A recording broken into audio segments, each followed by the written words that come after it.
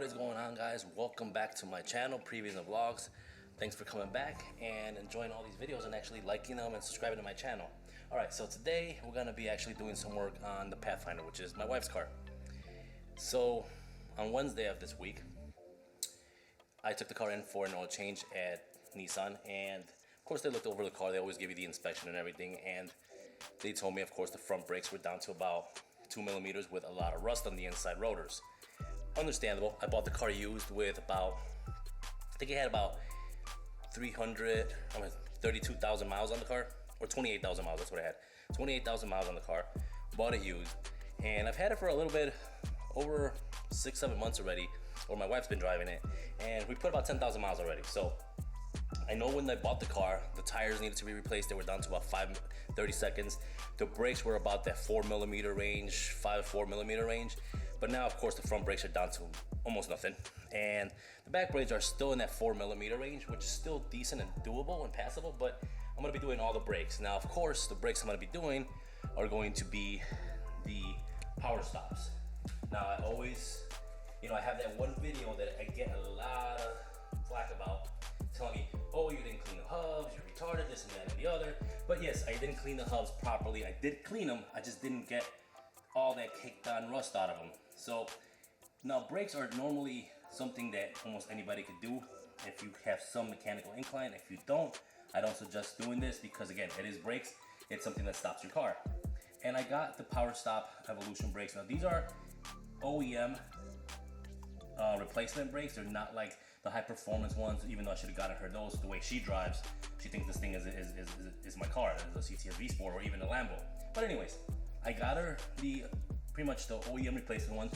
Now these right here have a geomet coating, which is supposed to prevent the rotors from rusting. The actual rotors have the geomet coating on there. There's a little label in there and everything, and that's how they look. Now they have this available for this Pathfinder, and they have another set that's about $70 cheaper. The whole set cost me $279. Those are front and rear pads, rotors, the grommet, the hardware, and of course they give you the little lube sticks. But this whole thing, $279. If you went with the other version, which is pretty much the ones without the geomet coating on there, those are $209. So I decided to go with these and see exactly how good this geomet coating is, if it's gonna work. I did my mom's brakes a few months ago and they didn't have this option, so I'm not sure if this is something new for them or they've had it for a while, but first time I see it. So you know what, I said, let's go ahead and do this. Let's get those done. We'll put these brakes on. So I'm gonna be showing you guys pretty much, if you can tell I'm already sweating, it's 90 degrees right now and it's gonna even get hotter. So this is gonna be a hot day and it's gonna be a sweaty day for me. But pretty much I'm gonna show you guys how to do it, the brakes, and I'm just gonna go through steps and everything on how to do the brakes. You can follow along, of course. You can make your comments like everybody else makes their comments on there. I got my way of doing brakes. Everybody's got their own way of doing brakes. Either way, every time I've done brakes, they've been fine, except for the 14 CTS. That video, again, is still out there. I'm gonna keep it there for people to know not what to do. And I will every time I make a video on brakes. When I do the CTS V Sport brakes, of course, it's sitting out there. I will also do an update on it and tell you guys that I did mess up when I was putting the brakes and didn't properly clean the actual hubs when I was putting the brakes on there. That's pretty much what it was, why I was getting that vibration from, because even when I put the original brakes back on, I got that vibration. But again, that's all done with. I know what I messed up on. Of course, everything's a learning process for everybody. I've been doing brakes on cars for years and never had that issue. So I'll give you that much. I've had a lot of cars, done all the brakes on them. My parents' cars, my friends' cars, never had that issue. Never had caked on rust like that one. That was just something new for me. But anyways, that's all already done. So on this one, we're gonna be doing front, and we're gonna be doing the rear brakes, of course. And yes, the tires are down to almost nothing, about 430 seconds on the front here. So we do have some tires that I ordered. Now I got these on special. These are Michelin Premier LTX. They are a V-rated tire. The Pathfinder, the 2017 Pathfinder, the Platinum Edition, only calls for a T-rated tire or an S-rated tire, which is pretty much a softer tire. A lot of people say, oh, it's capable of going 112 to 116. The H-rated is 130 rated, and you go from there. Doesn't mean you're gonna be doing those speeds. What the speed rating is there for, with the V's and the T's and the S's, pretty much what that is just again, these Michelins are V-rated compared to what the car has on there, which is a T-rated tire. Let's say 106T right there. That T is what you want to look at, of course, when you're replacing tires. You can always go up, T, H, even though H comes from routine, the alphabet. H is higher rated, V's of course get higher, W, Z's, ZR's, all that rating, those are higher rating. Those ZR rating tires, you end up in performance cars. That Cadillac out there, the V Sport, has a ZR rated tire. Extra load actually because of the low profile. But this doesn't require a V rated tire. But what it's meant for is mainly, it's the higher the rating, the better it will manage heat and faster speeds pretty much. So in context, when they built the Pathfinder, they said it just needed an S-rated tire. It's an SUV, pretty much. It's a family SUV. It's not a high-performance machine. So it just needs a family-rated tire. So by putting V-rated tires, what she's gonna get is she may get a little bit stiffer right, but which is not always the case with Michelin's. Michelin's tend to be always a nice, soft sidewall, but she will get better handling compared to this.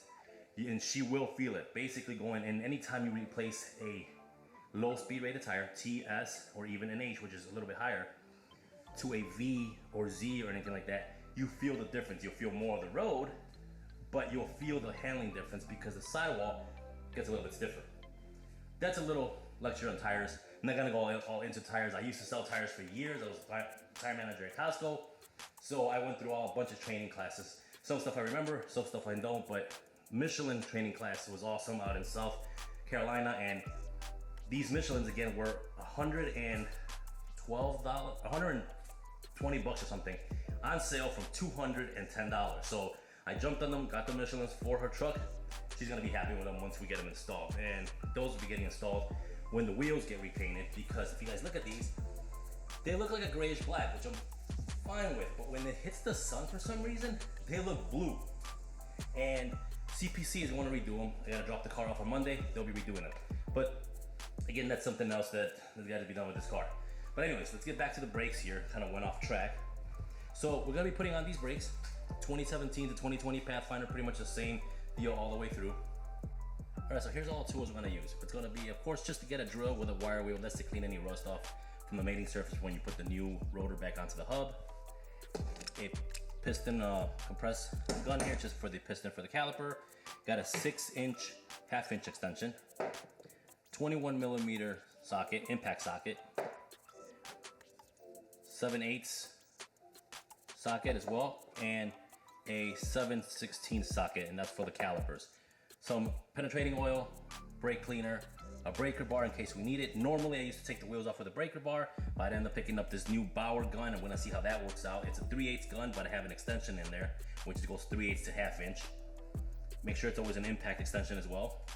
We're gonna have, of course, 2 ratchets on here, a screwdriver in case we need it, a torque wrench, and some elastic tie downs or bungee cords, however you call them. That's just to hold the caliper. All right, so I pretty much already have the car jacked up. As you guys can see, it's jacked up. It is on jack stands. One thing I will say, if you guys are working on this specific car, on the passenger side here, right when you're jacking it up, of course you gotta use the pinch weld right there to jack it up on. There is where I'm actually supporting it with the jack stand. There is, if you guys can see in there, some lines that go through here, and those are your AC lines that go from the front to the rear of the car. You wanna make sure that you don't pinch or crush those lines. So I have it right on that bracket right there. That's where it's actually being held on. The jack is still holding the weight of the car. The jack stand's just there for support in case something was to happen. So I'm gonna start with the front. I'm gonna actually start with the driver front.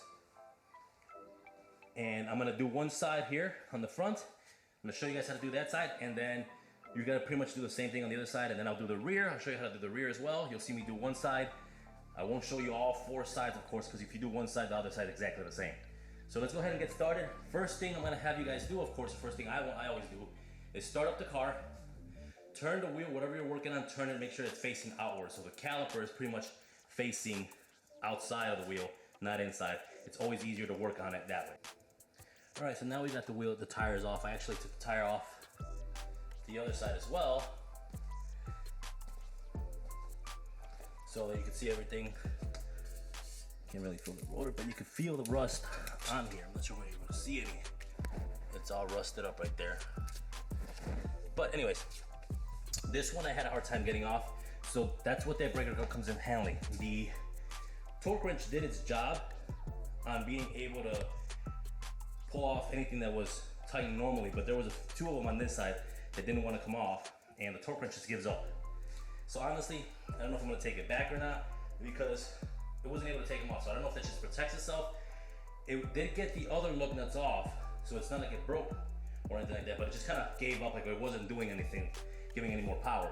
So I had to use the breaker bar to get two of the lug nuts off, which makes me question if they even over tighten them at the dealership when they put the wheels back on after inspecting the brakes or not. Anyways, not even gonna go into that. I'm an advisor and I'm not gonna give anybody any issues, so no big deal.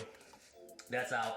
I'm gonna turn the wheel now for the caliper and the brake assembly to be facing outwards. Another thing you don't want to forget to use, of course, you want to make sure that you have a nice heavy mallet. A 5-pound mallet is good, because you may want to have to hit those rotors off there because they may be rusted on there. That's another tool you're gonna want. So let me go ahead and turn the brake or the wheel out, show you exactly what I mean. So you're gonna again turn the wheel out to make sure that the brake assembly you're working on is facing outwards or it's outwards. That makes it easier to work on. Alright, so we're gonna start by turning out the brake assembly. This makes it easier to work on. Before removing the oil and everything, what I did is I sprayed all the bolts front and rear with some PV blast just to keep them, just to loosen them up, let them soak there for about half an hour or so. It makes it easier to remove. Alright, we'll start off by removing the bolts for the caliper. And then we'll go ahead and hold it with a bungee just to secure it up there so it doesn't fall or anything. Next thing we're gonna do is go ahead and remove the bracket bolts. Take the bracket out and then the rotor. Now, if the rotor doesn't come out easily, just give it a couple good whacks with a mallet. It should come right off. Once that comes off, of course, we gotta clean up all the mating surface on the hub. Make sure there's no rust on there, because if there is any type of rust, you will have some kind of pulsation issues, or the actual rotor won't sit flat, and you will have that issue like I had in that very first video when I installed brakes. Next thing we're gonna do is take the caliper bracket, and we're gonna remove all the old brakes and all the hardware from it. So take everything off, and then we're gonna take that same brush and then clean everything up here where the new hardware is going to go. Once you get that cleaned off properly, and you should see kind of bare metal almost, most of the rust should be gone. Give it a good spray with some brake clean on there just to get everything off. Next thing we're gonna do is remove the pins, the slide pins pretty much, and then lube them up. Now on this one here, I removed it right off the caliper. You don't need to actually do that. You can just remove this pin and leave that rubber boot sitting on the caliper, because this will make it a little bit more difficult to put it back on when you are reinstalling everything. We're gonna put on some lube right on here. It's a brake lube. Now the brake lube does come with the Powerstop brakes, so you get two little packets that come with it. So once that goes on there,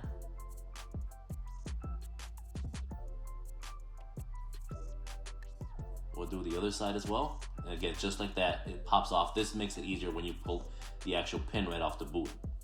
Next, we're gonna get the pads ready. Gonna give some, I pretty much use CRC brake disc quiet just to keep the pads from sliding so much on there and making those squeaky noises. I spray that on the back of all the pads before I reinstall them.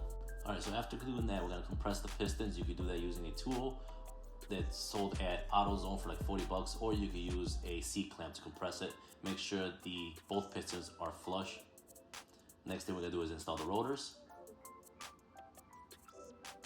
And by doing that, once you put the rotor on, I like to put just a lug nut on there just to hold it steady. And then of course, next thing we'll do is install the caliper bracket. Make sure you always start off all the nuts by hand, and I always use anti-seize on most of the nuts when I install them back on there, just to make sure that if I have to do this job again, they don't get stuck on there. All right, after doing that, we're gonna go ahead and install the new hardware onto the actual bracket here. Sometimes you do gotta hold one up while you install the actual brake pads. Now, some of the brake pads you do gotta mess around with. They do have clips, but just mess around with them, look at the clips, see how they actually go on there, and it should be easy to go. After you put the new pads on there, go ahead and put the rotor back on. Again, always lube up and start them by hand. So there's a little hex nut on the inside here for these ones. You just want to grab with some pliers and then tighten out the actual bolt down. Just remember to tighten everything properly, because you're responsible for not just your safety, but everybody else's on the road. All right, and just like that, that's simple. We are done with the driver's side. Last thing you want to do is go ahead and you see all this smudge marks from my fingerprints here. Hit it with some quick brake fluid right on there. Not brake fluid, but brake clean. Get that off of there. And so now that that's done, we're gonna have to get this one done, just like that. And just like that, the front brakes are done. Now we're gonna move on to the rear brakes. So we'll go ahead and do the brakes. I'm actually gonna start off with the driver's side rear over here. I'll show you guys how to get that one done, and we'll go from there. So let's go ahead and start on these rear ones. All right, so now that we get the tire off on this side's just a little bit different, a lot different than this side. The nuts and the bolts on this one are pretty much 9/16 and 3/4. That's what you're gonna need. So you're gonna switch out the bolts that we were using earlier because these are different sizes to get the caliper pins out and of course to get the actual nuts for the bracket. So those are gonna be different. So basically what you wanna use on this as well is a wrench. Now better would be a ratchet wrench because those are quicker to get them out with, because in here you have this control arm or this link right here. I'm not even sure if it's actually, yeah, it looks like it's a control arm. And it comes in right, let's see if we can see it here. Right in here. And you cannot get to those bolts with just a regular socket. So for that reason, you're gonna have to use actual wrenches. And not, I mean, you could use the socket and ratchet combo on top, of course, and those are actually easy to get to, but there's those bottom ones you're gonna need to get to, which are gonna be a pain. Once you get to those, everything else is pretty easy. It's just like the fronts, you take everything off, clean everything, and put everything back together, pretty much. So let's go ahead and get started on this rear one so I can get the other side done and get this car over with. I wanna take a shower, I'm hot, I'm sweaty, and it's starting to aggravate me. So we'll go ahead and get this side done, and I'll do the other side, and car will be done when it comes to brakes. All right, so just like in the front, we're gonna go ahead and take the top ones off first. So we're gonna start with the caliper bolts, and then we'll do the bracket. So again, the top ones are easy to get to. You can use a socket and a wrench. On this one with the actual bracket, that was kind of just stuck on there. So I used an actual breaker bar to break that loose. So if you need to use that breaker bar, go ahead. When it came to the bottom ones though, I did not have a ratcheting wrench. So I had to use a regular open end wrench, which was a pain to remove this, and I ended up stripping that bottom bolt here. All right, so real quick, you wanna be careful, of course, when you're putting these ratchets onto those bolts that are hard to reach, because in this situation, I ended up stripping this bolt right here. Now I got the caliper completely off. I got all the bolts out and everything, but I stripped that one. It's pretty much tied in there. Now that's one of the ones for the pins. The other one came right out, so I'm still able to replace the pads, and I was able to remove the entire caliper with the bracket on there. But of course, at this point, you know, that one's not coming loose. Now, doesn't mean that the actual slide in, I actually just push the slide in and out, and it works perfectly fine. If you move the actual caliper in and out, it moves perfectly fine. So it's not frozen. That one just I can't get out of there. But I'm not gonna worry about it. I'm gonna leave it in there. I rounded out the bolt right there itself. If you guys can see it, kind of all rounded out and stuff. But either way, next thing is basically let's get the actual. Let's go ahead and get the disc out of here. All right, after the caliper's been removed, the rotor should come right off very easily.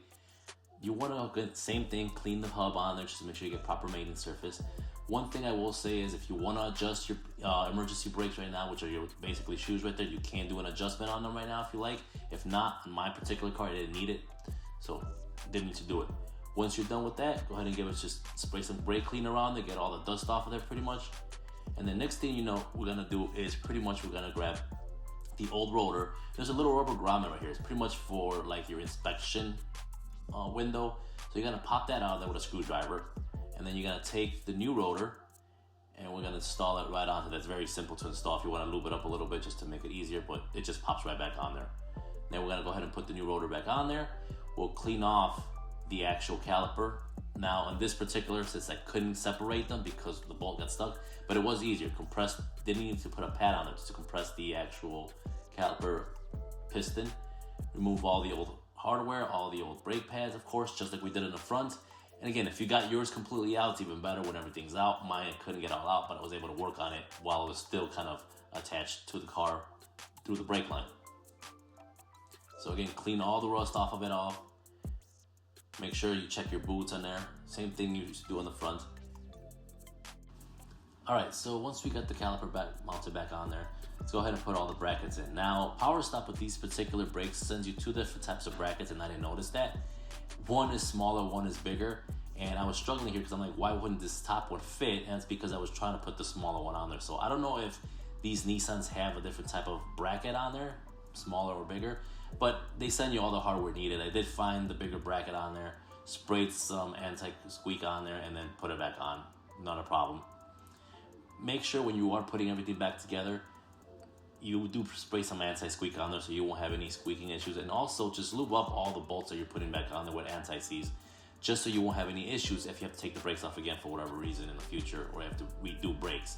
After you reinstall everything, make sure everything is tight again. This is a safety. You're on the road, there's people on the road for your safety and everybody else's.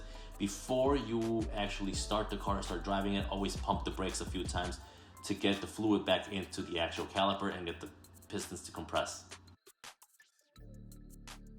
Alright, so brakes are done all the way around the car.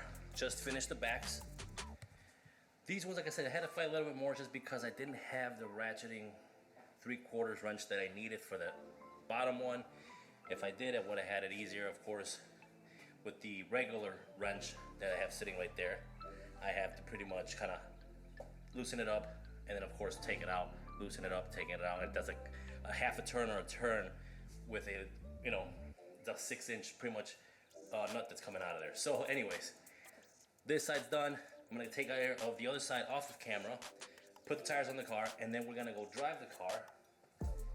And this particular brakes, just like every other, you know, brake in for the Powerstop brakes, it's 30 stops from 5 miles per hour to 30, well, accelerating from 5 to 30 and making stops, doing that within 5 seconds of each other. So it's you gotta do that 30 times just to break these in. So once I put the tires on the car, go ahead and just do the brake in. Let's take a look at this brake fluid level, by the way.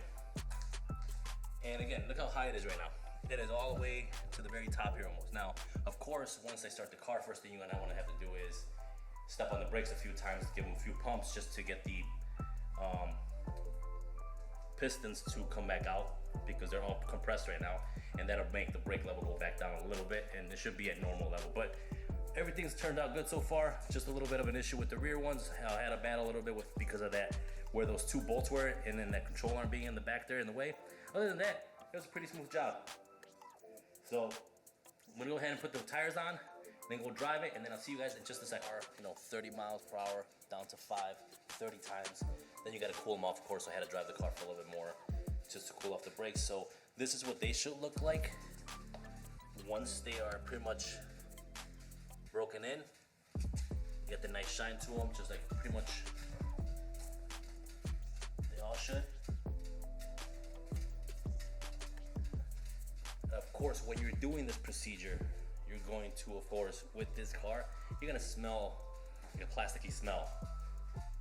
And that's normal. That's from that resin that they put on their pads and everything. So that's a normal smell. Don't worry about it if you start smelling like a burning plasticky smell. That's normal.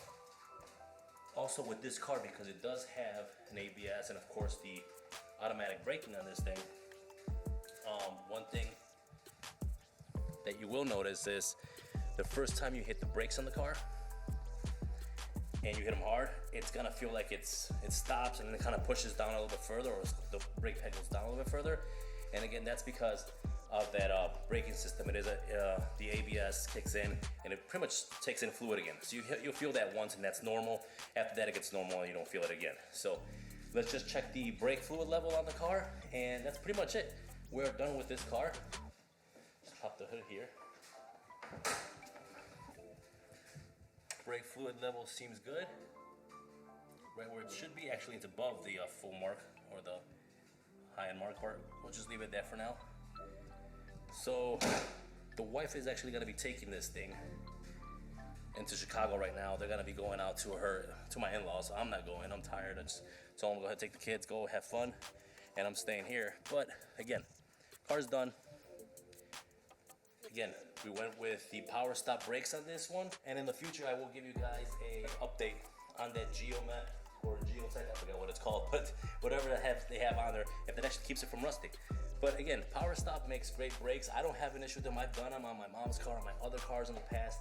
That 14 CTS video that I had was a fluke, and I keep saying that to you guys. So, you guys saw how I did the brakes on this thing. And again, it's just for the 2017 to 2020 Pathfinders, which are pretty much the same thing.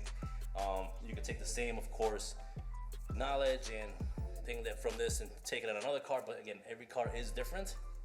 Just like your front and rear brake bolts are different. So again, don't take this and try to do a Benz or a Cadillac or something else. They might be completely different. So if you don't know what you're doing with them, I wouldn't do it. I suggest not doing them.